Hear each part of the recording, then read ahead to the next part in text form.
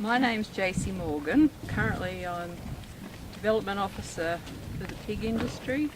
The pig industry is probably the smallest of the livestock industries, the four-legged livestock.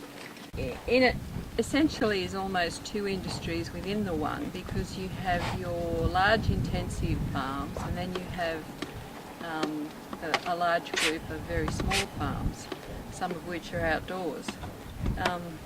The big intensive farms probably produce about 85 to 90% of the pork, and they're only about, 15% of the farmers, and the remaining 85% of the farmers produce about 15% of the pork. So two completely different industries.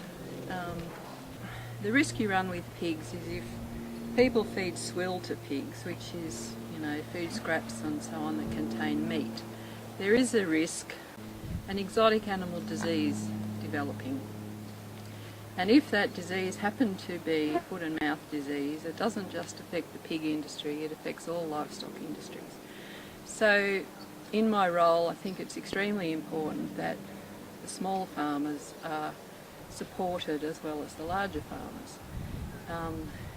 Some of the things that we have done and are continuing to do include, we started with a pig ag skills book.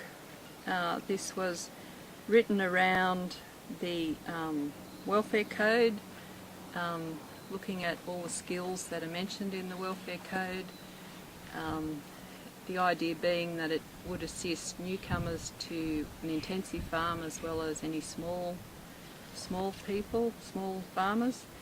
Then we progressed on to an ag guide, and this is targeted at beginners to the industry, more particularly the small farmers, giving them an idea of all the things they should consider. Spent a lot of time getting a lot of pictures, so it's a pictorial guide as much as anything. But it is targeted more at the small end of the industry. Something we do for the whole industry is the Pig Bytes Newsletter.